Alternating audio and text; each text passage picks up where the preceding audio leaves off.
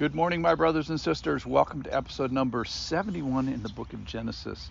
Today we're going to look at a person who moves towards the Lord and a person that moves away from the Lord. So everybody's moving towards somewhere, some towards evil and some towards holiness. This is from chapter 13 of the book of Genesis.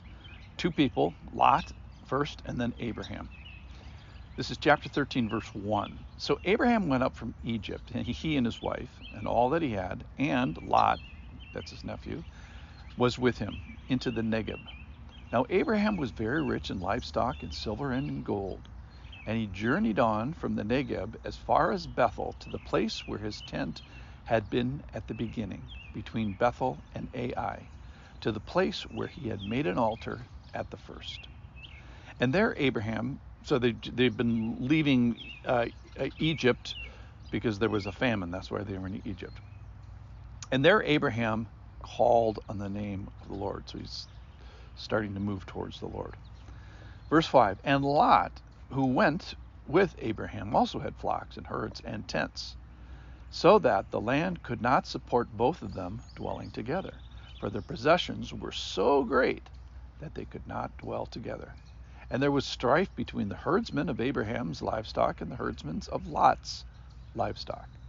At that time the Canaanites and the Perizzites were dwelling in the land. Then Abraham said to Lot, let there be no strife between you and me, and between your herdsmen and my herdsmen, for we are kinsmen. Is not the whole land before you? Separate yourself from me. If you take the left hand, I will go to the right, or if you take the right hand, I will go to the left. And Lot lifted up his eyes and saw the Jordan Valley was well watered everywhere, like the garden of the Lord, like the land of Egypt in the direction of Zoar. This was before the Lord destroyed Sodom and Gomorrah. So Lot chose for himself all the Jordan Valley, and Lot journeyed east. Kind of takes the right hand, if you will.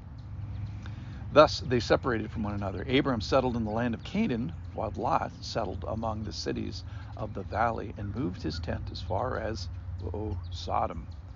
So the men of Sodom were wicked, great sinners against the Lord. So Lot is the nephew of Abraham. His father has died by this point. And he gets his choice, which half of the sandwich do you want? And he takes the bigger half, of course. So if you've ever been to the American West or Israel or any other kind of deserty area, you know that water is of primary importance. And so what he does is he looks over to the Jordan Valley, to the Jordan River, and he grabs the Jordan River Valley and the fertileness and the greenness of it. It's so green that it's reminiscent of the Garden of Eden, which is an incredible description. He was already wealthy, and that's what kind of caused this problem, is that he had flocks and herds and tents. The tents are code for people, and he was originally a pastoralist, but yet he settles in the cities of the valley, and that's nearly going to get him killed here in the next chapter. So he moves his tent towards Sodom, which is kind of this, don't move your tent towards evil. Don't move it towards the wicked people of Sodom. Because they were great sinners against the Lord. And by chapter 14, he's not living he didn't move towards Sodom, he was living in Sodom. So I don't think you can say, if you're Lot, oh, hey, I didn't know these were, bad people. All right, let's get back to Abram. Verse 14. The Lord said to Abram, after Lot had separated from him, lift up your eyes and look from the place where you are. So Lot kind of lifts up his eyes and looks for the green things, and the Lord says, you lift up your eyes and look with kind of your spiritual glasses. Lift up your eyes and look from the place where you are, northward and southward and eastward and westward. For all the land that you see I will give to you and to your offsprings forever. I will make your offspring as the dust of the earth, so that if one can count the dust of the earth, your offspring can be counted. Arise, walk through the length and breadth of the land, for I will give it to you. So Abram moved his tent, he moves his tent as well, and came and settled by the oaks of Mamre, which are at Hebron, and there built an altar to the Lord. So when is Abram? So Abram's about 75 years old when he first comes. He makes this detour down to Egypt. So he's older than 75, but he's less than 85 because that's when he has Isaac, who doesn't, Ishmael, who doesn't exist yet. And he's about 100 actually when Isaac is born. So where is Abraham? He's smack dab in what we would call Israel today. He's in Hebron. It's just a little bit west of the Dead Sea, south of what we now call Jerusalem. So the promise of God comes with an absolute association of acreage, and that is what we know as Israel today. And he says, look, raise your eyes up and look, see this earth, step on it, walk on it, and then seed this earth with this whole progeny thing. So who's Abraham? He belongs to the Lord, and the Lord is talking to him again here, which is so sweet. And the Lord says, I will give to you and your offspring. Well, how many offspring does he have? Answer, 0.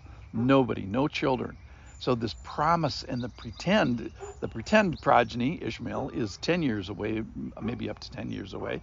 The promise and the true progeny, which is Isaac, is maybe up to 25 years away. So how many are going to be Abrahams? It's going to be so many. It's going to be like dust. No one can count. So a couple just conclusions from today. From the Lot side, remember your identity. Remember who you are. Remember who you belong to. Remember how you got where you're going, where you got where you are, and don't move towards evil. Don't move your tent away from evil. Don't move your tent towards evil. Flee youthful passions, and don't inch towards Sodom, whether that be sexual sin or otherwise. And then from Abraham, trust the promises of God before you see them. Take an interest in the care of the people that the Lord gives you, either physically or relationally or spiritually. Kind of ask the question and answer the question, who is your family? And then build an altar. I love that Abram builds an altar of thanksgiving again here. He built it here once when he got down from Mesopotamia, from the land of Ur. Now he's building again when he's coming back from Egypt. For what you have, what's coming next, physically or spiritual children, he gives thanks for that. So be like Abraham. Let's move towards that which the Lord gives us, that which the Lord gives, especially that the Lord gives us himself. Thanks for listening.